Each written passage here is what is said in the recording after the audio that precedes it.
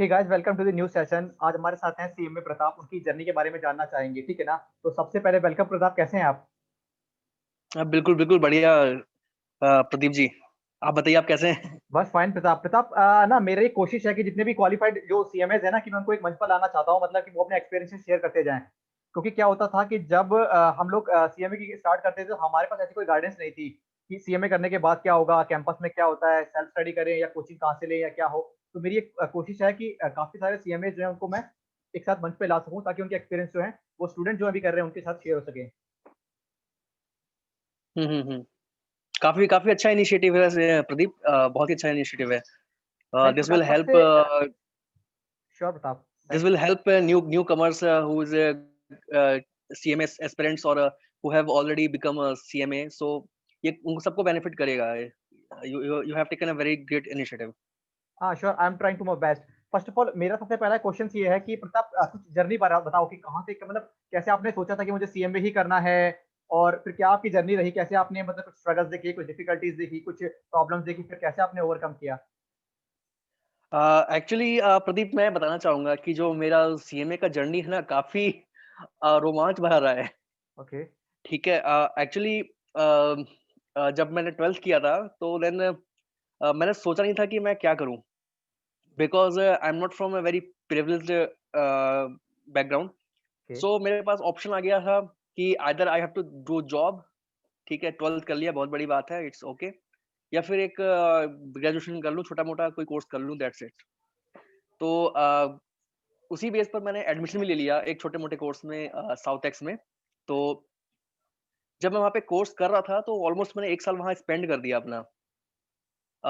तभी उसी दौरान मतलब मुझे लगा कि शायद ये फ्रूटफुल नहीं है, और शायद अब मुझे यहाँ से मेरा पैसा भी वेस्ट हुआ, और शायद अब मुझे जॉब ही करनी पड़ेगी, क्योंकि मेरे पास कोई ऑप्शन बचा नहीं है। ओके। तो उसके बाद मेरा एक फ्रेंड है, अभिषेक अभिषेक आलन्य करके है एक मेरा फ्रेंड, वो भी सीएमए फाइनल में है। तो once he visited my home and he asked a question from accounts, क्योंकि वो साइंस बैकग्राउंड से था और वो सीएमए कर रहा था। ओके। तो उसको प्रॉब्लम आई, तो मेरे पास आया और मुझे क्वेश्चन पूछने लग गया। मैंने सॉल्व कर दिया, फाउंडेशन का था। तो मैंने उससे पूछा कि ये भाई तू कर क्या रहा है, ये मतलब बेसिकली क्या है ये? ठीक है, तू साइंस बैकग्राउंड से तू ये अकाउंट्स का क्वेश्चन पूछने आया है क्या बेसिकली? तो कह रहा है भाई ये उस टाइम सीडब्ल्यूए हुआ करता था, ये सीडब्ल्यू। 2010 के आसपास की बात है। CW okay. हुआ करता था उसका नाम। तो भाई मैं सीडब्ल्यूए कर रहा हूँ। मैंने कहा यार, सीडब्ल्यूए का नाम मैंने बहुत पहले सुना था, बस ऐसी ही हवा में, मतलब मुझे कुछ खास पता नहीं है इसके बारे में, है क्या बेसिकली ये। तब वो लेके आया प्रोस्पेक्टस। अब मैं बताता हूँ कि मुझे कैसे मतलब फैसिनेट किया सीएमए ने। वो प्रोस्पेक्टस लेके आया और उसमें उसने दिखाया कि भाई सीएमए बनने के बाद देख कहाँ कहाँ जॉब लगेगी। मैंने देखा भेल, गेल, उसमें पूरी लिस्टिंग की हुई है। मैंने कहा भाई साहब ये मतलब, मैंने कहा भाई इसमें फीस कितनी लग जाएगी? बोला भाई सिर्फ 5,000 रुपये लग रही है फीस फाउंडेशन में, और जब इंटर करेगा तो 12-15 हजार उसमें लगेगा, फाइनल करेगा तो 20,000 उसमें लगेगा। मैंने कहा मोटा मोटी 50,000 में हो जाएगा, हाँ? तो कह रहा हाँ 50,000 में हो जाएगा। मैंने कहा 50,000 में मुझे जॉब मिल जाएगी भेल गेल में? कह रहा हाँ। सही बात है। मैंने उसको फटाफट से मैंने कहा कि मैंने अपने डैडी से बात की। मैंने कहा डैडी, जो हो गया सो हो गया। मैंने गलत डिसीजन ले लिया था वहां पर उस कोर्स करने के लिए। तो अब आप ना मुझे ऐसा कीजिए कि मेरे को इसमें 5,000 रुपये दे दीजिए, मैं इसमें एडमिशन ले रहा हूँ। और वही एक टर्निंग पॉइंट रहा मेरे एडमिशन लेने का, मतलब कह सकते हैं मोटिवेशन जो भी कह लो। ठीक है, तो मेरा ऐसा कोई प्री डिसाइडेड मोटिवेशन नहीं था कि मुझे ये करना है इसलिए मुझे इसमें जाना है। वो सडनली मेरे पास आया और मैंने उसमें एडमिशन ले लिया। और जब एडमिशन लिया, तब पता चला कि वो क्या चीज़ है वो। तो क्या था कि जैसा मैंने पहले ही बता दिया कि I am not from a very privileged family, so my family was not able to afford my coaching classes fees. So अब भाई एडमिशन ले भी लिया है, अब करना तो है ही। So I decided to self study, और मैंने सेल्फ स्टडी किया। और सेल्फ स्टडी के करने के बाद मेरा फर्स्ट अटेम्प्ट मेरा फाउंडेशन क्लियर हो गया। गुड यार। तो सब कुछ ट्वेल्थ के बेस पे था, तो मुझे लगा कि शायद ये इसलिए हो गया है। ठीक है। बट अब जो नया चैलेंज आया वो आया सीएमए इंटर का। और वो रियली मेरे लिए बहुत बड़ा चैलेंज था, इसलिए क्योंकि मेरे पास अभी भी यहाँ भी मैं कोचिंग नहीं ले सकता था।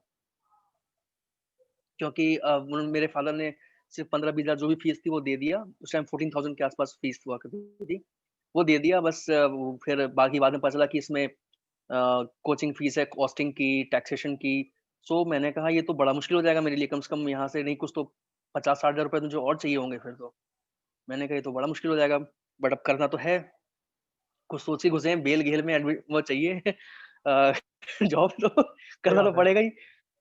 फिर ये था कि मुझे भी नहीं पता कि मतलब ये कैसे, मतलब ये कह लो कि मेरा एक खुद का लगन, सेल्फ अंडरस्टैंडिंग काफ़ी ज़्यादा इम्प्रूव करनी पड़ी थी कि मतलब आप टेक्स्ट की जो लाइन्स पढ़ रहे हैं, वो सही डायरेक्शन में पढ़ रहे हैं, उसका सही मीनिंग निकाल रहे हैं, ये भी मेरे लिए काफ़ी इम्पोर्टेंट हो गया था। लॉ पढ़ रहे हैं, उसमें कॉन्ट्रैक्ट लॉ भी आप उसका सही मीनिंग निकाल रहे हैं। तो ये सेल्फ अंडरस्टैंडिंग को काफ़ी ज़्यादा इम्प्रूव किया और मैंने काफ़ी ज़्यादा, मतलब मैं कह सकता हूँ मेहनत तो बहुत करनी पड़ी थी मुझे। और फिर उसके बाद मेरा इंटर भी क्लियर हुआ फर्स्ट अटेम्प्ट में ही। ओके, एक क्या बात एक है। ग्रुप, हाँ, एक ग्रुप पहले हुआ, एक ग्रुप बाद में हुआ। तो मेरा मतलब इसमें इंटर तक मतलब ठीक-ठाक चला। उसके बाद जो मेरे लिए बहुत ही ज़्यादा मतलब इम्पोर्टेंट चीज़ आ गई, यहाँ से थोड़ा-सा मेरा लाइफ़ ज़रा उसने घुमा दिया कि अब मेरा जो था ट्रेनिंग जो था उसमें लग गया था मेरा एनएचपीसी में। ओके, एनएचपीसी में, वेरी गुड यार। हाँ, एनएचपीसी में मेरा वहाँ पे ट्रेनिंग का वो आ गया था कि आप ट्रेनिंग कर सकते हैं यहाँ पे। तो वहाँ पर उसने फिर मेरे को थोड़ा बहुत जो स्टाइपेंड मिल रहा था, तो उससे मुझे लगा कि शायद कुछ अच्छा हो सकता है। बट कह सकते हैं कि थोड़ा-सा घर का प्रॉब्लम कुछ ऐसा था कि मैं वहाँ भी उस कोचिंग नहीं ले सकता था। Okay, so okay. I again decided कि मुझे यहाँ भी मैं खुद से ही करूँगा। कइयों के साथ और होता है कि अगर फाइनेंशियल इश्यू होता है तो फिर थोड़ा-सा आ जाता है इश्यू हाँ, सबके साथ। मतलब एक्चुअली मैं देखिए देखिए पता है मैं यहाँ पर ये बार-बार ये वर्ड यूज़ कर रहा हूँ कि I am from underprivileged family.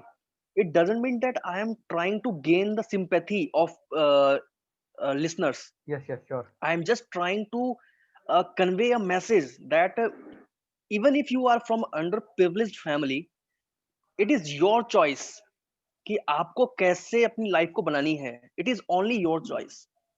मैं यहाँ बस ये बताना चाह रहा हूँ कि मेरे पास ऑप्शन ये आ गया था कि I have to quit the study, I have to quit my education और जॉब कर लो सीधा, और या फिर मैं कुछ अपनी लाइफ को सुधार लूँ। मेरे पास ये ऑप्शन आ गया था। तो मैंने, मेरे फैमिली ने मुझे बोला तू अपनी लाइफ को सुधार, सही बात है। और मैंने उसके लिए फिर एफर्ट्स किया, मेहनत किया और मैंने किया। तो इंटर तक मेरा सब कुछ ठीक चला था। फर्स्ट अटेम्प्ट ठीक है। लेकिन फाइनल्स में आकर के मेरी सिचुएशन थोड़ी-सी मतलब फाइनेंशियली बहुत ज़्यादा मतलब प्रॉब्लम में आ गई थी। तो मेरे को समझ में नहीं आया कि अब क्या किया जाए। ओके, तो अब मुझे जॉब की बहुत ज़्यादा ज़रूरत पड़ गई थी, क्योंकि जब मेरा ट्रेनिंग कंप्लीट हो गया ना एनएचपीसी में, तो ऑब्वियस सी बात है वहाँ पे ट्रेनिंग का एक टेन्योर होता है, जहाँ आप कंप्लीट करने के बाद आपको वहाँ से जाना होता है। तो मैंने कहा कि अब तो भई जॉब तो करनी पड़ेगी, क्योंकि अब फैमिली को मैं ऐसे ट्रबल में छोड़ नहीं सकता, because I am Elder brother. मतलब मैं वहाँ पे अपने घर में 2 भाई हैं मेरे, मैं बड़ा हूँ उसमें। तो अब रिस्पॉन्सिबिलिटी मेरे पे आ गई थी। तो फिर मैंने जॉब को जॉइन किया Gurgaon. That was my first company DTDC. Okay, DDDC. और हाँ, बट वो वहाँ पे उस टाइम मेट्रो वगैरह हुआ नहीं करती थी, तो मेरा जो है ऑलमोस्ट 3 घंटा लगता था सिर्फ़ जाने में, 3 घंटा लगता था आने में। मतलब बाप मैं रे! हाँ। सुबह निकलता था 6:30 बजे और रात को पहुँचता था कभी 9 बजे, कभी साढ़े 9 बजे, ऐसे घर पहुँचता था मैं। तो समझ के चलो कि मेरा जो स्टडी का जो टाइम था फाइनल्स के लिए, वो एकदम खत्म हो गया था, मैं नहीं पढ़ सकता था बिल्कुल भी। फिर फाइनली हुआ ये कि मुझे स्टडी को क्विट, मतलब फिर से मतलब सोच लिया था कि शायद क्विट कर देना चाहिए मेरे को, शायद अब नहीं हो पाएगा मेरे से।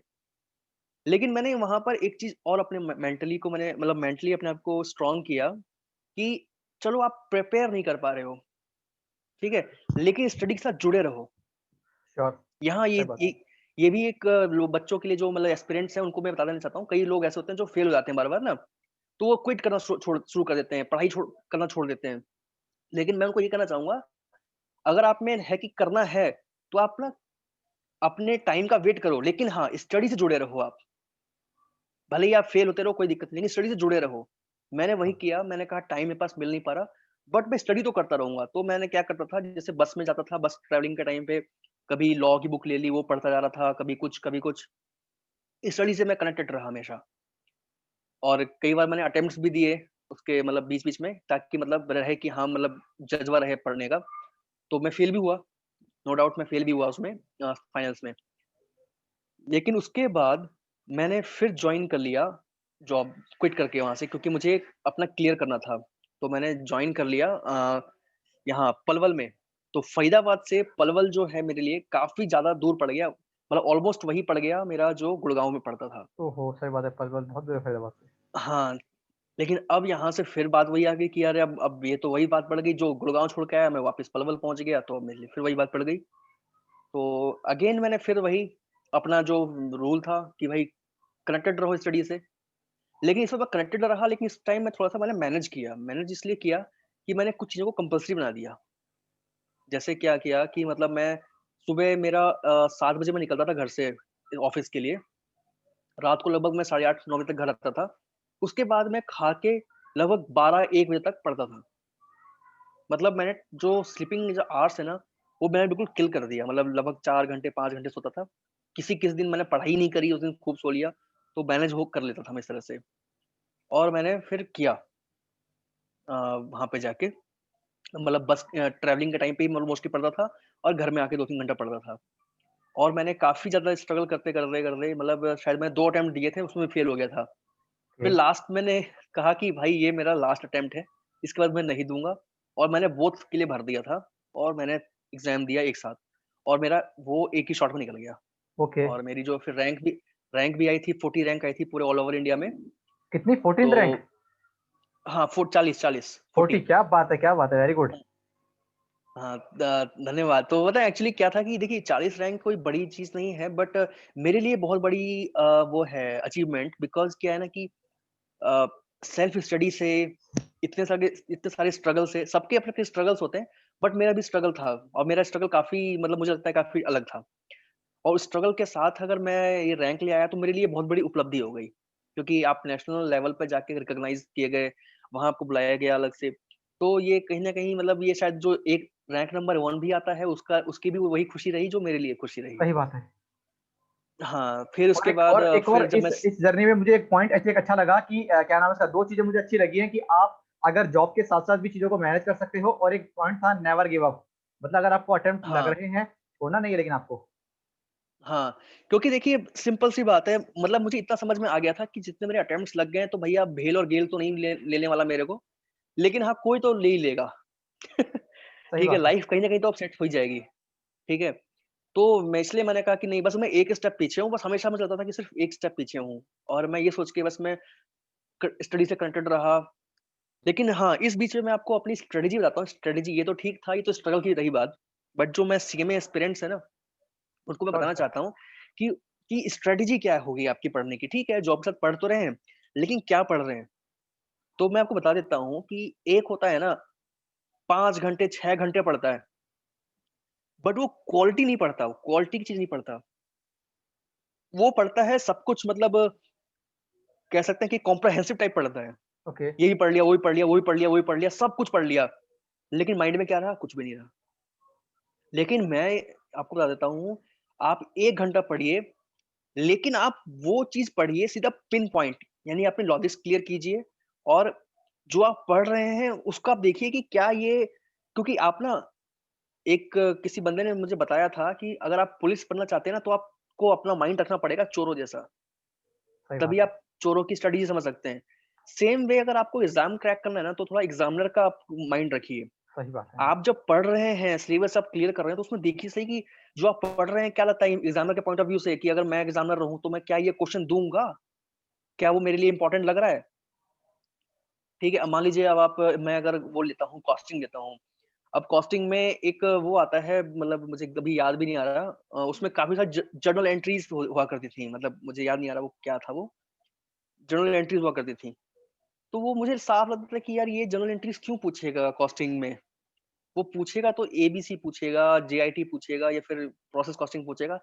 तो मतलब ये चीज़ें आपको मतलब ये खुद सेल्फ इवैल्यूएट करनी पड़ती हैं कि अगर आप एग्ज़ामिनर रहोगे तो आप क्या पूछ सकते हो? अगर आपको एक नॉर्मल पेपर सेट करना है, फेल करने के पर्पज़ से तो मैं नहीं बात कर रहा। मैं बात कर रहा हूँ कि अगर आपको एक नॉर्मल एग्ज़ाम सेट करना है, तो आप क्या सोच के आप बनाओगे एग्ज़ाम? वो सोच के आप स्टडी करोगे ना, तो आप पढ़ोगे, क्वालिटी स्टडी करोगे आप, कि आप वही पढ़ोगे जो आपको लगेगा पेपर में आ सकता है, और आप पक्का निकाल लोगे उसको। तो फिर ठीक है, उसके बाद फिर मैं अपना मेरा जो था जब सीएमए क्लियर हो गया, लेकिन अटेम्प्ट मेरे लग गए थे, 4-5 अटेम्प्ट मेरे लग गए थे उसमें सीएमए क्लियर करने में। बट कोई नहीं, मैं बन गया। लेकिन सपना मेरा खत्म हो गया वो भेल और गेल का। बट ये था कि उसके बाद फिर जब मैंने कैंपस के लिए भी अप्लाई किया, कैंपस में भी मैंने काफ़ी अच्छी स्ट्रेटेजी लगाई थी कि मतलब मैंने काफ़ी अपने अपने आप को प्रिपेयर किया कि मुझे कैसे इंटरव्यू देना है, क्या देना है। बट जो मेरी डिज़ायर्ड कंपनीज़ थी उसमें मेरा मतलब शॉर्टलिस्ट नहीं किया गया था। तो मैंने उसके बाद भी मैंने अपने आप को वो नहीं कहा। कई लोग डिप्रेस्ड हो जाते हैं कि अगर यार कैंपस में नहीं हुआ तो? यार मेरी तो जान-पहचान भी नहीं है तो? तो भाई साहब, सब जी रहे हैं, सबको कुछ ना कुछ मिल रहा है, किसी का काम नहीं रुक रहा है। आपको कोई कैंपस लेकर के आज एक वन शॉट में आगे निकल जाएगा, आप 4 महीने बाद निकलोगे लेकिन आप उसके बराबर ही पहुँचोगे बाद में, ठीक है? कोई नहीं, आपका कैंपस में नहीं हुआ, इट्स ओके। अपने टर्न का वेट करो, दोबारा आएगा टाइम, उसमें करो। तो मेरा ऐसा ही हुआ था, कैंपस में मेरा नहीं हुआ। मैंने कहा कोई बात नहीं। फिर उसके बाद लगभग मेरे को मैं छोटा-मोटा ऐसे ही मतलब खुद का मैंने स्टार्ट कर लिया था अपना कोचिंग सेंटर वगैरह। लेकिन मुझे कुछ ख़ास उसमें लगा नहीं कि ज़्यादा मुझे टाइम दे पाऊँगा, बिकॉज़ मेरे लिए अब ज़्यादा ज़रूरी हो गया था कमा के देना थोड़ा घर में सही भी। बात, हाँ, अगर तो समय हो। मैं वापस से फिर अपने जॉब पे आ गया और फाइनली मैं मतलब 1 साल के अंदर मतलब सीएमए क्वालिफ़ाइड होने के बाद 2017 में मैं सीएमए क्वालिफ़ाइड हुआ था और 2020 में मैंने एल&टी जॉइन कर लिया। ओह! मतलब जो वेरी मुझे गुड यार। कंपनी हाँ, जो कंपनी मुझे चाहिए थी, वो मुझे फाइनली मिल गई। उसके बीच में मैंने जॉब और भी किया मतलब एक शाही एक्सपोर्ट्स है, मैंने उसमें भी काम किया उस बीच में। लेकिन वो जो टारगेट कंपनी थी, वो मेरे को फाइनली एल&टी मिल गई मेरे को 2020 में। तो मैं सिंपल वर्ड्स में ये कहूँगा कि पता है क्या, एक बार आप जो सीएमए है ना, वो आपका एक वो है पासपोर्ट है। जर्मनी का पासपोर्ट है, जर्मनी का है ना, आपका 185 कंट्रीज़ में अराउंड आप ट्रैवल कर सकते हो विदाउट एनी हेजिटेशन। तो वैसा ही है ये सीएमए जो है ना आपका वो एक पासपोर्ट है। Just you have to collect your visa. Visa क्या है? वीज़ा आपको अपनी नॉलेज है आपकी। वीज़ा आपकी नॉलेज है, आप अपनी नॉलेज जितनी अपडेट रखेंगे, आपको कहीं न कहीं आपको देखिए मौका ज़रूर आएगा अच्छी जगह से, ठीक है? अपनी बारी का वेट कीजिए, ठीक है? ज़्यादा डिप्रेस्ड नहीं होना है। कई लोग ना काफ़ी ज़्यादा डिमोरलाइज़ हो जाते हैं, यार सीए जो हैं, चार्टर्ड अकाउंटेंट्स उनको ज़्यादा रिकॉग्निशन मिलती है, हमसे ज़्यादा रिकॉग्निशन उनको मिल जाती है और हम तो सीएमए हैं, हमें कुछ नहीं मिलता। तो कोई बात नहीं, रिकॉग्निशन आपको स्टार्टिंग में नहीं मिल रही है, लेकिन ना एक टाइम आता है जब आप ना 5-6 साल बाद आप ऑलमोस्ट आप वो भी चार्टर्ड अकाउंटेंट भी आपके जैसा हो जाता है और आप भी चार्टर्ड अकाउंटेंट के जैसे हो जाते हो। क्योंकि मैं 4-5-6 साल बाद ना आप भी सब कुछ भूल जाते हो, वो भी सब कुछ भूल जाता है, ठीक है? फिर रह जाता है कि जो आप काम कर रहे हैं ना, आप उसमें कितना परफेक्ट हैं, बस वही आपको जो है आगे लेके जाता है। क्योंकि ऑब्वियस सी बात है, आप कई चार्टर्ड अकाउंटेंट से मिलेंगे ना, जब आप उनसे पूछेंगे कि टैक्स के ये प्रोविजंस क्या है, लॉ की ये प्रोविजंस क्या है, अकाउंटिंग में अमलगेमेशन में ये क्या हुआ करता था, आप पूछिए ज़रा उनसे कंसोलिडेशन में क्या होता है, नहीं बता पाएँगे, सब नहीं बता पाएँगे। सीएमए का भी कोई बंदा नहीं बता पाएगा आपको, ना सीए बता पाएगा। तो जो बंदा जो काम कर रहा है, फिर वो उसको उसी परफेक्ट होता होता जाता है और फिर वही उसको आगे लेके जाता है। तो 5-6 साल बाद ना आपको सेम लेवल पे आ जाते हो।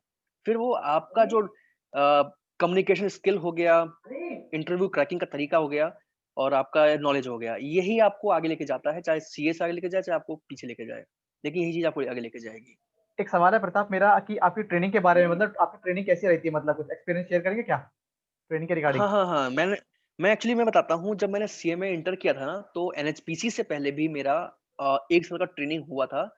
मैंने वहाँ लिया था, ये शाही एक्सपोर्ट्स में लिया था।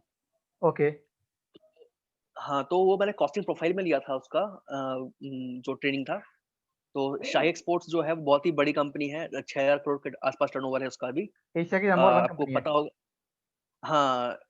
नहीं, नहीं गारमेंट्स में नॉट हाँ, गारमेंट्स में एशिया की ऐसे नंबर 1 गारमेंट्स कंपनी है। हाँ, हाँ, हाँ। और शाही एक्सपोर्ट जो है, हालाँकि उसको किसी के रेफरेंस की ज़रूरत है नहीं, लेकिन मैं बता देता हूँ। ये सोनम कपूर है ना, तो उसके हस्बैंड की ही है वो कंपनी, ठीक है? तो मैं वही कह रहा हूँ कि इसको ज़रूरत है नहीं रिकॉग्निशन की, बट सोनम कपूर को लोग ज़्यादा जानते हैं, इसलिए बता देता हूँ मैं उसके हिसाब से। तो मैंने वहाँ पे ट्रेनिंग की 1 साल, फिर उस ट्रेनिंग के 1 साल कंप्लीट होते ही मेरा एनएचपीसी में आ गया था कॉल और वहाँ पे गया था। तो देखिए पता है एक और प्रॉब्लम आती है लोगों में कि यार हमें ट्रेनिंग कैसे मिलेगी? कई बच्चों में ना ये प्रॉब्लम आती है कि हम कैसे करेंगे ट्रेनिंग? हमें तो हमारी कोई रेफ़रेंस नहीं है, कइयों का तो रेफ़रेंस होता है इसलिए चले जाते हैं। तो जो मैं ये बताना चाहता हूँ कि हमारा जो वेबसाइट है ना सीएमए का, तो वो टाइमली जब भी अटेम्प्ट आपका क्लियर होता है, तो मतलब जब भी रिज़ल्ट उनके डिक्लेयर होते हैं, उसके बाद वो एक ना लिंक ओपन करते हैं जिसमें कि आप भर सकते हैं कि भई आप अपना रिज़्यूमे अपडेट कर दीजिए उसमें, ठीक है? तो वो ट्रेनिंग के लिए वो लिंक ओपन करते हैं। आपको फिर वहाँ से कॉल आएगी या फिर मेल आएगा। मेल रेगुलर चेक करते रहिए। कई बच्चों में क्या होता है कि वो ना मेल जो है बहुत ही वैसी बना के छोड़ देते हैं, भूल जाते हैं पासवर्ड। तो ऐसी चीज़ें ना गलतियाँ ना करें। मेल आईडी और नंबर ये चेंज ना करें और उसको रेगुलर चेक करने की आदत डालें। अगर आप इस तरह की चीज़ें करते हैं तो। आपको तभी आएगा। मेरे को ऐसे ही हुआ था एनएसपीसी का भी मैंने भरा था। मुझे मेल पे ही आया था, कोई कॉल नहीं आई थी। मेल पे ही आया था, मेल पे ही कहा था कि आप चाहें तो कर सकते हैं और मैंने किया फिर मेरा सिलेक्शन वहाँ हुआ इंटरव्यू होने के बाद, ठीक है? तो इसके लिए कोई रेफरेंस की ज़रूरत नहीं है। आज के टाइम पे हमारा जो इंस्टीट्यूट है काफ़ी ज़्यादा अपने आप को अपग्रेड कर चुका है। ये आज से 5-6 साल पहले भले ही थोड़ा रेफरेंस की ज़रूरत पड़ती थी बट आज के टाइम पे नहीं है ऐसा। आप में कैलिबर है या फिर कहीं थोड़ा बहुत अगर रेफरेंस है तो और अच्छी बात है, वरना ईज़िली हो जाएगा। एक सवाल है, काफ़ी सारे स्टूडेंट को ना ये डाउट है कि जो ट्रेनिंग करते हैं हम, वो फर्म हुँ, में हुँ। करें या किसी ऑर्गनाइज़ेशन में करें? लाइक पीएसयू में काफ़ी सारी अपॉर्च्युनिटीज़ मिलती है। देखिए, मैं बताता हूँ मेरा ये पर्सनल ओपिनियन है मतलब इसको मैं कह सकते हैं कॉन्ट्रडिक्शन में लेके नहीं जाना चाहूँगा। सबकी अपना-अपना अलग-अलग ओपिनियन हो सकता है। बट देखिए मैं सजेस्ट करूँगा कि आप जो है ना कब किसी प्राइवेट ऑर्गनाइज़ेशन में आप ट्रेनिंग का टारगेट रखिए।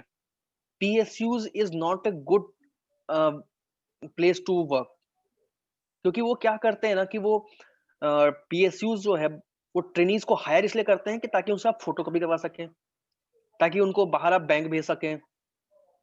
ठीक है? ताकि आप उनको मतलब छोटे-मोटे काम जो मान लो अगर आप क्लेरिकल काम है जिसमें उसको लग रहा है कि एक ही चीज़ को बार-बार करते जाना है, वो आपको वो काम पकड़ा देंगे। तो you want get the knowledge of analysis. आपको ये नहीं समझ में आया कि एनालिसिस क्या होता है। लेकिन जब आप प्राइवेट कंपनीज़ में जाते हैं ना, तो प्राइवेट कंपनीज़ में क्या होता है ना कि आपको अगर वो 5,000 भी देगा ना, तो वो सोचेगा ना कि सारा काम इसी को पकड़ा दो, सारा काम इसी को पकड़ा दो, यही करेगा सारा काम। तो जितना काम करोगे उतना सीखोगे। कहते हैं ना कि सोना को जब तपाया जाता है तो ही अच्छा निखर के आता है। तो जितना काम को दे देगा वो फिर आप करो। तो प्राइवेट ऑर्गनाइज़ेशन में काम करने का फ़ायदा ये होता है कि आप 2 चीज़ सीखते हो, एनालिसिस काम करने का तरीका और साथ ही साथ कंपनी में कैसे बिहेव किया जाता है, कैसे आपको अपने आप को रखना है। दाढ़ी-मूँछ बना के रखनी है, प्रॉपर फॉर्मल कपड़े में आना है, किससे कैसे बात करनी है, कैसे आपको पॉलिटिकल माइंड भी चलाना है, किसको कैसे हमें नहीं बोलना है, डिप्लोमैटिक कैसे बोलना है। ये सब चीज़ की ट्रेनिंग चलती है प्राइवेट ऑर्गनाइज़ेशन में। लेकिन फर्म में क्या होगा, फर्म में क्या है कि आप काम सीखोगे, काम कौन सीखोगे? तो ये सीखोगे लाइक मतलब मैं ना रिटर्न भर लेता हूँ, मैं ना जीएसटी की रिटर्न भी भर लेता हूँ, मैं ये भी कर लेता हूँ। ऐसे वाले काम सीखोगे उसमें आप डिप्लोमैटिक नहीं हो पाओगे क्योंकि आपके पास सर्कल कितना रहेगा 4-5 का सर्कल रहेगा, उसमें क्या डिप्लोमैटिक बनोगे? आप पे ड्रेसिंग सेंस शायद आए भी या फिर ना भी आए डिपेंड ऑन फर्म, ठीक है? ड्रेसिंग सेंस का भी एक थोड़ा-सा हो जाता है, फिर कम्युनिकेशन स्किल का पड़ जाता है क्योंकि आप 4-5 ही तो लोग हैं आप, तो क्या बातें करेंगे? ठीक है? जैसे जो भी चल रहा है चलने दो। आपको सबसे ज़्यादा मेन हो जाएगा मेल राइटिंग का। प्राइवेट ऑर्गनाइज़ेशन में क्या है कि आपको मेल भी लिखना आ जाएगा, कि आपको कैसे डिप्लोमैटिक वे में मेल लिखना है, कि सामने वाले को बुरा भी ना लगे और आपका मैसेज भी चला जाए। लेकिन फर्म में आपको ये चीज़ देखने को नहीं मिलेगी। फर्म में क्या होगा आपका कि सिर्फ़ आप मेल लिख देंगे, "सर भेज दो।" कई बार हिंदी में बच्चे लिख के भेज देते हैं, "सर ये चीज़ भेज देना, रिगार्ड्स ये।" ठीक है? लेकिन कंपनी में नहीं चलता है ये सब। कंपनी में आपको टोटली इंग्लिश में लिखना पड़ेगा और तरीके से लिखना पड़ेगा। ठीक है? एक तो यहाँ पे आपको एक ट्रेनिंग मिलती है, जो कि आप इस चीज़ को आप एनालाइज़ नहीं कर पाएँगे। तीसरी चीज़ एक्सेल का, जैसे आज के टाइम पे ना एक्सेल बहुत ज़्यादा डिमांडेड है कि एक्सेल बच्चे को आना चाहिए। तो फर्म में क्या हो ना कि फर्म में आपको मोस्टली आपको वर्ड्स का मिलता है, एमएस वर्ड पे काम करने को मिलेगा या फिर आपको मिलेगा रिटर्न फाइल करने का, तो उसपे आपका एक्सेल पे ज़्यादा हाथ नहीं चलेगा। नो डाउट एक्सेल होता है, बट इतना एडवांस नहीं होता। ये किसी-किसी फर्म में होता है कि जो ज़्यादा बड़ी फर्म है तो चलो ठीक है उसका चल जाएगा अलग। मैं बात कर रहा हूँ एक नॉर्मल जो होता है ना मीडियोकर टाइप फर्म्स उनकी बात कर रहा हूँ मैं। तो एक्सेल का ज़्यादा काम नहीं मिलेगा आपको। फटाफट क्योंकि एक्सेल में क्या है, एक्सेल बनाया, पाइवट बना के फिर उसको एनालाइज़ किया, फिर देखा कि ये रिज़ल्ट आया, फिर इसका आपने स्टैटिस्टिक्स बना के दे दिया। ये सब चीज़ें आप नहीं वहाँ यूज़ करोगे। आप क्या करोगे, आपको जो डेटा दे देगा, आप क्लाइंट उसको ही आप काम करोगे और उस पे क्वेश्चन पूछोगे, ठीक है? तो इतना ख़ास उस पे इम्पैक्ट नहीं आएगा, लेकिन कंपनी में क्या है, एक्सेल आपका एडवांस हो जाएगा। और कुछ क्वेश्चन पूछिए प्रदीप जी। एक आपकी ना जर्नी से ना मुझे एक बात अच्छी लगी कि एक और यही डाउट था मेरा कि ये बोला जाता है कि जो सीए, सीएस, सीएमए जितने भी प्रोफेशनल कोर्सेज़ हैं, ये बिना कोचिंग के नहीं हो सकते। लेकिन आपने कर दिखाया कि बिना कोचिंग के भी काफ़ी कुछ संभव है। कुछ बताएँगे कि कैसे सेल्फ स्टडी और कोचिंग के बारे में?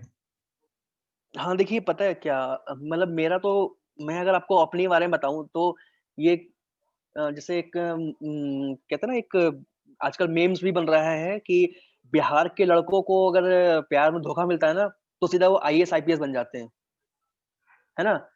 तो मेरा वो चीज़ तो नहीं था, मेरे को धोखा नहीं मिला था, लेकिन मेरा पता क्या था कि मेरे को धोखा मिला था कैसे कि मैंने अपने डैड का मतलब कह सकता हूँ कि मेरे डैडी ने मतलब 40,000 रुपए के अराउंड उन्होंने विथड्रॉ किया था पीएफ मतलब एक्चुअली उन्होंने रिज़ाइन करके पीएफ विथड्रॉ किया था ताकि मैं कोर्स कर सकूँ छोटा-सा एक, ओके, ठीक है? बिकॉज़ इतना कुछ था नहीं तो वैसे हो सके और मैंने उसको बर्बाद कर दिया। I just wasted that money because of my wrong decision.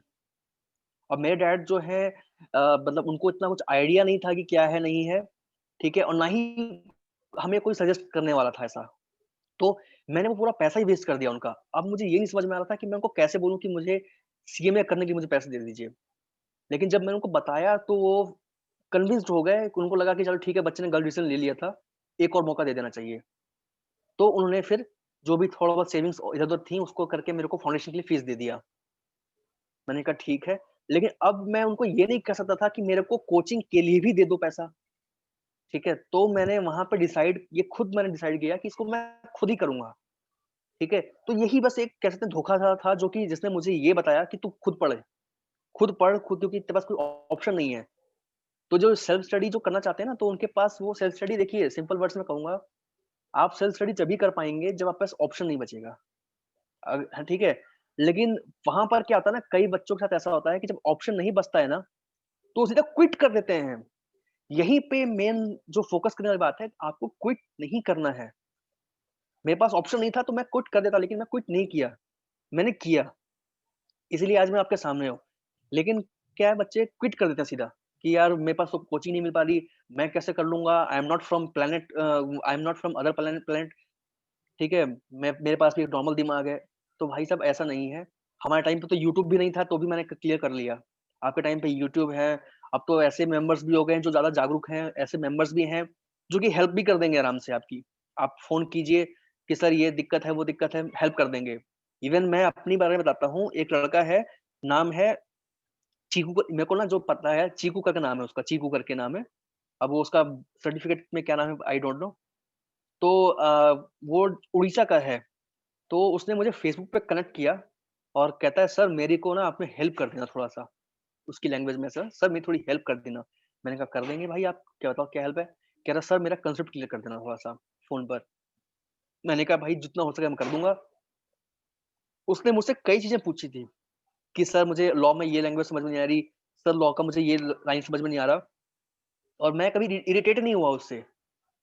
वो कभी भी मुझे मैं सा रात को सो रहा हूँ 10-11 बजे उसका फ़ोन आ गया व्हाट्सएप पे, सर ये बता दो। मैंने कहा कोई बात नहीं भाई।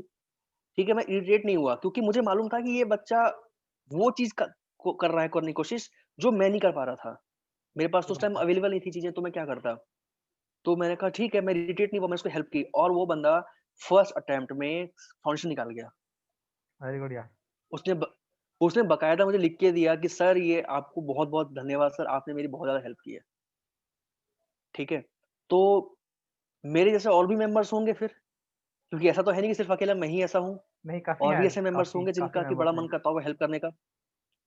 हाँ, तो आज के बच्चों पे तो ऐसा भी है कि चलो उनको हेल्प के लिए मेंबर्स मिल जाएँगे, जो सेल्फ स्टडी करना चाहते हैं, वो सेल्फ स्टडी करें और जो कांसेप्ट ना समझ में आए, वो यूट्यूब पे जाएँ, यूट्यूब पे समझ में ना आए, तो किसी मेंबर से पूछ लें। अब तो बहुत ईज़ी है सेल्फ स्टडी करना। काफ़ी सारी चीज़ें और एक और मेरा क्वेश्चन है कि कैंपस का एक्सपीरियंस कुछ शेयर करना चाहेंगे और किस तरीके से एक स्टूडेंट, एक कैंडिडेट है, कैंपस को प्रिपरेशन कैसे करनी चाहिए उसको? देखिए कैंपस के लिए ना कुछ आपको एडवांस नहीं बनना है। बिकॉज़ ना जब आप वो प्रोड्यूस करो जो आप हो, ठीक है? हाँ, नॉलेज अपग्रेड कर लो, अलग बात है। बट कुछ अलग मत बनने की कोशिश करो कि जो आप हो नहीं, ठीक है? क्या होता है नॉर्मली जो न्यू कमर्स है ना, वो अपने आप को कुछ अलग ही शो करने लग जाते हैं कि वो मतलब उन्होंने पता नहीं क्या रॉकेट साइंस ले ली है, ठीक है? आप वो रहो जो आप हो। कैंपस का बस एक ही बताता हूँ कि बाकी चीज़ों को 15 दिन की है कि 7 दिन की ट्रेनिंग होती है वैसे कैंपस से पहले 13 दिन ओरिएंटेशन। 13 दिन की। हाँ, तो वो उसमें सिखा देते हैं, कई चीज़ें सिखा देते हैं आपको, ठीक है? कि कैसे आप बिहेव करना है, कैसे क्या करना है। लेकिन सबसे मेन चीज़ क्या है ना कैंपस का, कि आप ज़्यादा एक्सपेक्ट मत करो, क्योंकि when you start expecting more, आप उतना ही नीचे चले जाते हो, उतना ही आप डेमोरलाइज़ हो जाते हो, क्योंकि अगर आपको उस हिसाब का नहीं मिलता है ना, आपको आपकी एक्सपेक्टेशन मैच नहीं कर पाती ना, तो आप ना डेमोरलाइज़ हो जाते हो। आपको लगता है कि आपने क्या कर लिया ये, ठीक है? आपको हो सकता है वहाँ पे शॉर्टलिस्टिंग ना कर पाएँ, कोई कंपनी ना शॉर्टलिस्टिंग नहीं करे। तो ये नहीं कि यार मैं उस लायक नहीं हूँ क्या, जो कि मेरे को शॉर्टलिस्ट कोई नहीं कर किसी ने किया। नहीं, ऐसा नहीं सोचना है। क्योंकि देखिए पता है शॉर्टलिस्टिंग का क्या क्राइटेरिया है, मुझे भी नहीं पता, ना ही वो रिवील करते हैं, सबसे बड़ी बात। ये तो मैं इंस्टीट्यूट को भी मैं सोचता हूँ कि मैं इसके लिए लिखूँ मैं अलग से, कि आपका जो शॉर्टलिस्टिंग का जो क्राइटेरिया है, जो कंपनी शॉर्टलिस्ट करती है, तो वो कम से कम दिखाए तो सही कि हमने किस बेस पे शॉर्टलिस्ट किया है। मार्क्स है, डेट ऑफ बर्थ है, क्या है? या रैंक है, ये भी तो मैंने देखा देखिए कि रैंक भी इसमें मैटर नहीं करता शायद कई बार। हाँ, मतलब मैं तो अगर सिंपल वर्ड्स में कहूँ तो मैं देखिए मैं डायरेक्टली तो नहीं बोलूँगा लेकिन इनडायरेक्टली कहूँगा कि दिस शोज़ एक लक। इंटरनल अरेंजमेंट कह सकता हूँ फिर मैं। हाँ, या नहीं लक। इंटरनल अरेंजमेंट आपका कि मतलब हो सकता है क्या पता कहीं आपका सही है मतलब बातचीत अंदर, आपने बोल दिया कि इसमें मुझे इसको शॉर्टलिस्ट कर लेना, उसका नाम आ जाएगा शॉर्टलिस्टिंग में। आपका नहीं है, आपका नहीं आया, ठीक है? क्योंकि मेरे साथ का एक लड़का था ऐसा भी जिसका सब में अच्छे मार्क्स थे उसके, ठीक है? हर एक चीज़ फर्स्ट अटेम्प्ट में क्लियर हुई थी। उसका किसी भी कंपनी में शॉर्टलिस्ट नहीं हुआ, किसी भी कंपनी में। वो इस वक़्त चार्टर्ड अकाउंटेंट भी है, कॉस्ट अकाउंटेंट भी है और कंपनी सेक्रेटरी भी है इस वक़्त, ओके। ठीक है? उसका किसी भी उसमें सिलेक्शन नहीं हुआ, वो गया भी ऊपर, ठीक है? उसने पूछा भी कि मैडम ये क्या है, ऐसा क्यों नहीं हुआ? तो उसको एक अटपटा-सा रीज़न दिया कि आपके 10th क्लास में सबसे कम मार्क्स हैं। मतलब ये ये कोई क्राइटेरिया नहीं है। काफ़ी हाँ, मैंने कहा ये कौन-सा क्राइटेरिया कि आपका 10th में सबसे कम मार्क्स है इसलिए आपका कहीं सिलेक्शन नहीं हुआ। तो ये चीज़ है कि तो मैं इसलिए कह रहा हूँ कि कैंपस के बेस पर आप मत सोचिएगा कि आप में कैलिबर नहीं है, इसलिए आपको नहीं किया गया। लेट देम हैपन जो हो रहा है होने दो, चलो चलो फ्लो के अंदर बस। फिर भी एक एडवाइस कि किस तरीके से कैंपस की तैयारी प्रिपरेशन करें, मतलब काफ़ी स्टूडेंट ने मेरे से सवाल पूछा है ये। हाँ, हाँ। देखिए कैंपस की तैयारी के लिए तो आपको बस ये करना है कि आपको ना जितना हो सके मतलब कैसे मैं कहते हैं ना एक मॉक इंटरव्यू होता है। मॉक इंटरव्यूज़ और एक कुछ कंपनीज़ ऐसी भी होती हैं जो सिचुएशन के हिसाब से आपका इंटरव्यू लेती है। मतलब वो क्या करेंगी ना कि उनके कंपनी में जो सिचुएशन चल रही है उसको आपको लिखवा देंगी और आपको बोलेंगी कि उसको आप सॉल्व करके दिखाओ, ठीक है? तो क्या है कि आपको उस टाइप के को मतलब मैं अब इस इतने छोटे सेशन में तो ज़्यादा कुछ नहीं बता पाऊँगा, बस ये बता पाऊँगा, आपको उस टाइप की भी माइंड को प्रिपेयर करके रखना है कि अगर आपको उस टाइम पूछा जाता है कि ये सिचुएशन है, what will be your decision? तो आपको ये बताना है। फॉर एग्ज़ाम्पल जैसे मैं बता देता हूँ, मान लीजिए वो ऐसा बोल देगा कि एक कंपनी है, ठीक है? जिसमें कि आज से 10 साल पहले कोई लीकेज हो गया था गैस का। जिससे कि बहुत ज़्यादा लीकेज हुआ था, लेकिन कुछ हुआ नहीं, कोई जान-माल की हानि नहीं हुई किसी की, ठीक है? और 10 साल बाद आप आए, ठीक है? आपको जॉब की बहुत ज़्यादा ज़रूरत थी, ठीक है? तो जो उस कंपनी का मालिक है ना, वो जो मैनेजर है ना, उसने आपको रखवा दिया जॉब पे, अब आपकी रिकमेंडेशन करके, ठीक है? और उसके बाद आप वहाँ पे जॉब करने लग गए, लेकिन वही मैनेजर आपको बातों-बातों में यही बात बताता है कि आज से 10 साल पहले ऐसा हुआ था, लेकिन हमने कहीं बताया नहीं इसको, किसी अथॉरिटी को नहीं बताया हमने। ठीक है, कि भाई क्या हुआ, नहीं हुआ करके। तो आप बताइए आप क्या करेंगे उस सिचुएशन में? आप क्या मतलब अथॉरिटी को जाके बता देंगे या कि मतलब आप अपने तक रखेंगे क्योंकि भाई उसकी आप उसका एहसान है आपके ऊपर, ठीक है? तो मतलब ये हो गया प्रैक्टिकल से जुड़े हुए क्वेश्चन्स हो गए। तो ये तो ख़ैर ये मैं एक सिंपल वर्ड्स में कहूँ तो ये थोड़ा एडमिनिस्ट्रेशन क्वेश्चन है। यही चीज़ आपको पूछेगा आपके कॉस्टिंग के हिसाब से कि भई ये चीज़ है, माल मतलब गुड्स है जो वहाँ रुक गया है, ऐसा हो गया, वैसा हो गया है। अब बताओ क्या करोगे? आपका क्या क्या डिसीज़न होगा? तो इस तरह के क्वेश्चन्स पूछेंगे, तो आप प्रैक्टिकल हो जाओ थोड़ा-सा और मॉक इंटरव्यूज़ जितने दोगे, उतना सही रहेगा। इस टाइप के क्वेश्चन्स के लिए ज़्यादा प्रिपेयर रहो कि व्हाई दिस कंपनी और व्हाई नॉट दैट कंपनी? आपने सीएमए क्यों किया? सीए क्यों नहीं किया? ठीक है, आपको कैसा लगा कि आपका इसमें सिलेक्शन हो जाएगा? इस टाइप के स्टूपिड टाइप क्वेश्चन्स के लिए थोड़ा-सा प्रिपेयर रहो। ज़्यादा नहीं पूछते हैं। वो मोस्टली पूछेंगे आपके करंट जो आपका चल रहा है ना जीएसटी वगैरह, मोस्टली उसी से क्वेश्चन पूछते हैं। थोड़ा बहुत प्रिपेयर होना पड़ता है, बाकी इतना ज़्यादा नहीं पूछते, क्योंकि सब वहाँ टेक्निकल लोग आते हैं पूछने के लिए। एक स्टूडेंट्स है, उसके काफ़ी सारे अटेम्प्ट लग रहे हैं, अटेम्प्ट पे अटेम्प्ट लग रहे हैं। वो क्या करे? गिव अप कर दे, या कुछ और नया कोर्स कर ले, या फिर अभी कंटिन्यू करे? कुछ पॉइंट्स? नहीं, नहीं देखिए, पता है देखिए मैं एक चीज़ बता देता हूँ आपको, गिव अप करने देखो समटाइम्स गिव अप करना भी मैं कहता हूँ कि बेटर ऑप्शन होता है, ठीक है? लेकिन उसका भी आपको एक रीज़न देखना पड़ेगा कि आप क्यों गिव अप करना चाहते हैं। जैसे आप वो जो स्टूडेंट जिसका काफ़ी अटेम्प्ट लग रहा है, अब ये डिपेंड करता है कि अटेम्प्ट उसका किस स्टेज पे जाके लग रहा है। अगर फाइनल में स्टेज लग रहे हैं उसके अटेम्प्ट तो फिर रुके वो। लेकिन उसका सिर्फ फाउंडेशन ही क्लियर हुआ है, अभी तक इंटर का एक भी ग्रुप नहीं हुआ है क्लियर और उसके लगभग 7-8 अटेम्प्ट लग चुके हैं। तो फिर क्या है कि यानी कि उस बच्चे का इंटरेस्ट नहीं है फिर यानी कि उसमें। तो वो अपना इंटरेस्ट देखे कि क्या वो वाक़ई उस इंटरेस्ट से पढ़ रहा है या कि जस्ट वो सोच रहा है कि मुझे पढ़ना है, क्लियर करना है कुछ ये सोच के कर रहा है। अगर उसका कुछ और इंटरेस्ट है तो टाइम वेस्ट करने से अच्छा है कि फिर वो कहीं किसी और जगह टाइम इन्वेस्ट करे। लेकिन वो बच्चा पढ़ने में बिल्कुल इंटरेस्टेड है कि नहीं, नहीं यार मैं कर लूँगा लेकिन हो नहीं रहा मेरे से। तो यानी कि वो बच्चा फिर गिव अप ना करे, वो फिर टाइम दे, कर लेगा। ठीक है? तो ये आपको स्टेजेस खुद डिसाइड करने पड़ते हैं कि किस स्टेज में हैं आप। यहाँ से बैक करने के बाद कहाँ पहुँचेंगे और नहीं करेंगे तो कहाँ पहुँचेंगे।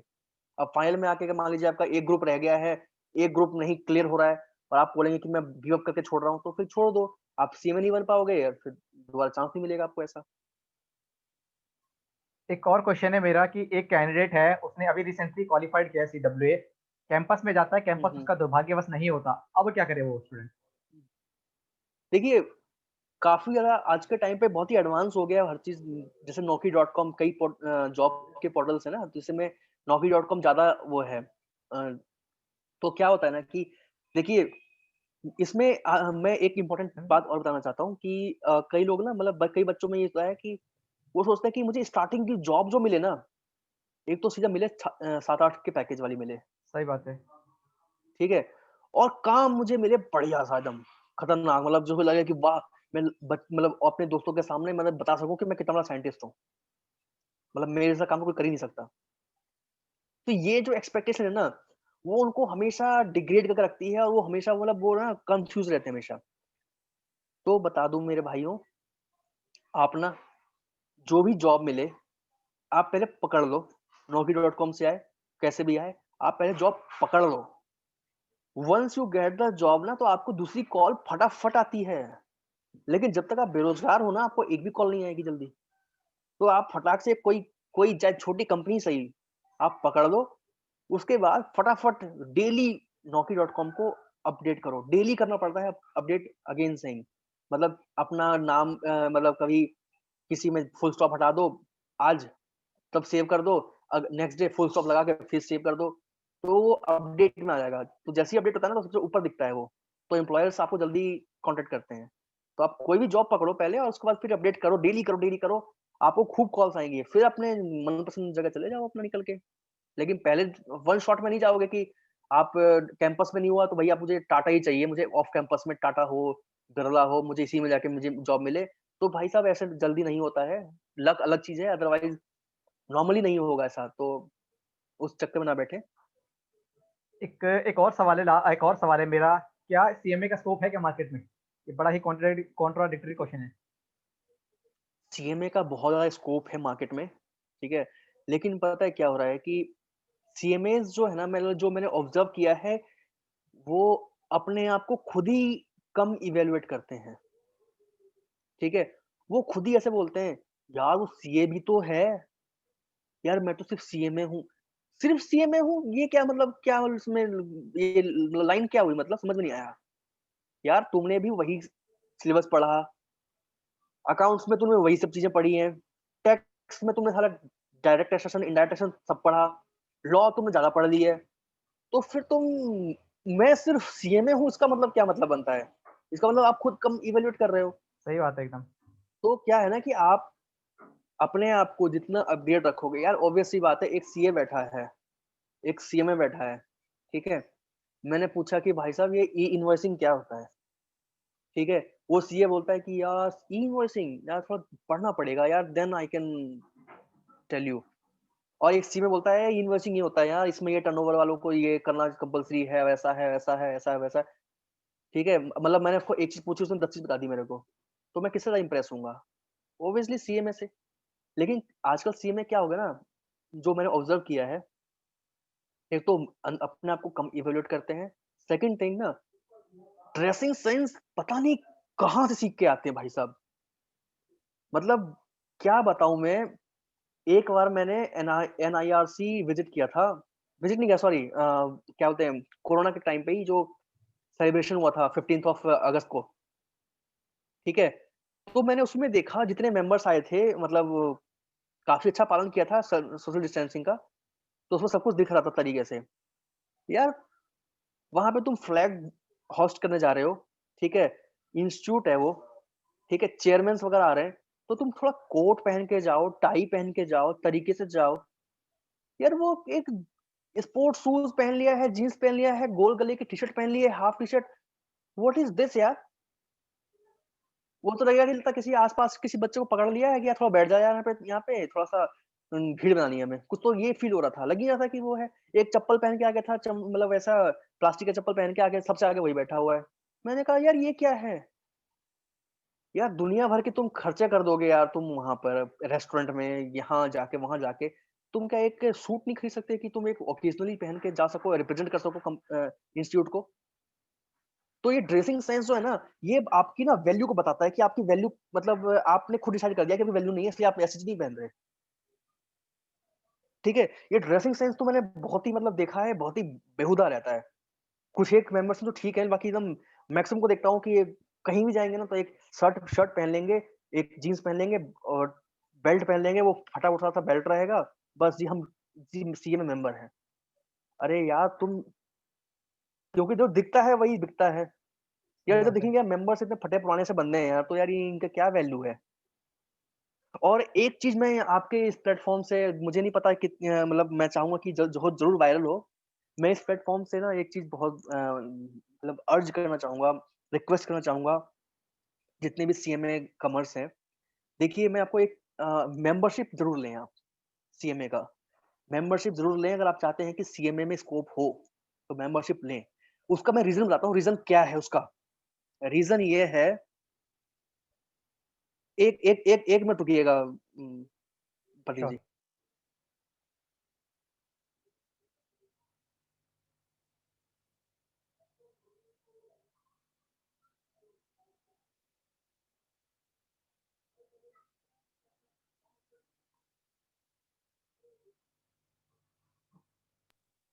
हाँ, तो मैं आपके प्लेटफ़ॉर्म से ना मतलब मैं ये बोलना चाहूँगा कि सीएम मेंबरशिप ज़रूर लें। उसका रीज़न मैं बताता हूँ, एक एग्ज़ाम्पल के तौर पे बताता हूँ इसका एग्ज़ाम्पल। मान लीजिए आप एक जगह एक लोकेलिटी में रहते हैं, आपके पास डेली 2-4 बंदे आ रहे हैं, कोई फॉर्च्यूनर लेके आ रहा है, कोई स्कॉर्पियो लेके आ रहा है, कोई मर्सिडीज़ लेके आ रहा है, ठीक है? भले ही उसका रिश्तेदार ना हो, क्या इंप्रेशन पड़ेगा आपके अंदर? बताइए प्रदीप जी, क्या सही इंप्रेशन बात है। पड़ेगा? एक एक लगेगा कि हाँ, कि मतलब एक अलग ही लुक लगता है फिर एक। एकदम एक अलग ही होता लगेगा है। कि भाई इसमें बंदे में दम है, लगता कुछ है भाई साहब, इससे पंगा मत लो। लेकिन एक बंदा है, उसके पास कोई नहीं आता, अगर साल भर में एक बंदा आएगा, वो साइकिल से एक बंदा आ जाएगा बस साइकिल उठा के। क्या लगेगा? उसको कोई जाके भिड़ जाएगा उससे? कोई भिड़ जाएगा जाके। कहेगा ये कोई जान-पहचान नहीं है इसकी, ये क्या कर लेगा? है ना? तो यही चीज़ होता है सीएमए में। आपके पूरे नेशनल वाइड पे सिर्फ़ आपके 50,000, 60,000, 80,000 जो भी आपके मेंबर्स हैं, वही हैं। ठीक है? तो यानी कि इसका मतलब कि यार तुम्हारा इंस्टीट्यूट का कोई चाहता नहीं लेना मेंबरशिप, यानी तुम बकवास हो तभी तो नहीं लेना चाह रहा। ठीक है? लेकिन सीए का देखोगे, साढ़े 4-5 लाख पार कर चुके हैं। इसका मतलब साफ ये मैसेज कन्वे कर रहा है कि people are more interested in CA rather than CMS.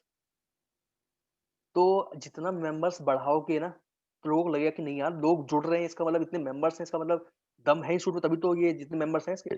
इसके हैं इतने मेंबर्स, तो ऑब्वियस सी बात है आपका जब मेंबर्स जुड़ेंगे तो आपकी वैल्यू बढ़ेगी, मार्केट में आपका स्कोप बढ़ेगा। ठीक है? तो मैं यहाँ से यही बोलना चाहूँगा कि प्लीज़ जिसने नहीं लिया है वो ज़रूर लें। ठीक है? ये ना सोचें कि मैंने मेरा हो गया फाइनल क्लियर कर लिया तो मेरा काम खत्म हो गया, ऐसा ना करें प्लीज़।